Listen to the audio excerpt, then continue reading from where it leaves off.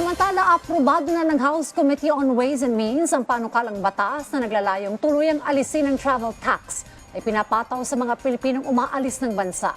Ang detalye sa report ni Jeremy Piscano. Lusot na sa House Committee on Ways and Means ang panukalang batas na naglalayong tuluyan alisin ang travel tax na ipinapataw sa mga Pilipinong umaalis ng bansa. Kabilang ang nasabing panukala sa Priority Common Legislative Agenda na target may ipasa sa Hunyo.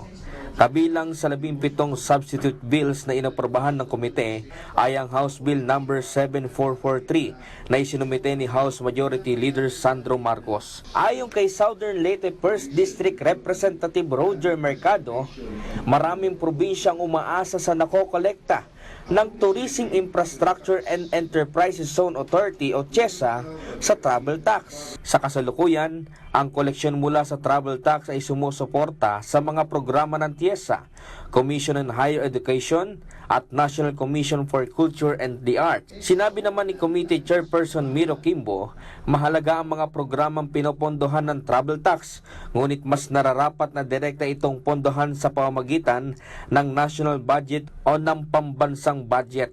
Tiniyak naman ni Representative Kimbo na walang madi-displace na empleyado sakaling may sa batas ang travel tax abolition. There's a direct commitment, no less than I had to meet with the DBM Secretary last Friday just to get his specific commitment that these programs and projects will be funded and that no displacement in employee core will actually take place. Mungkahi pa ni Mercado na hintayin muna ang paghupa ng sigalot sa Middle East bago isagawa ang deliberasyon ng panukala. There is a ban on travel now. And travel is not recommended because of high cost of fuel. So I think if we can hold this in abeyance until the effects of this present war in Iran, I think it is best if we should be prudent enough to hold in abeyance the deliberation and approval of this bill.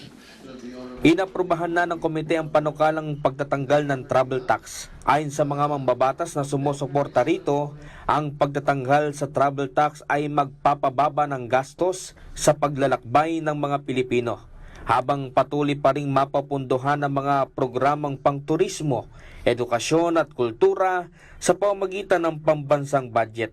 Suportado rin ng Department of Finance at Department of Budget and Management ang panukala. Uusad na ang panukala patungo sa House Committee on Appropriations para sa susunod na deliberasyon bago dalhin sa plenaryo. Jeremy Piscano para sa Pambansang TV sa Bagong Pilipinas.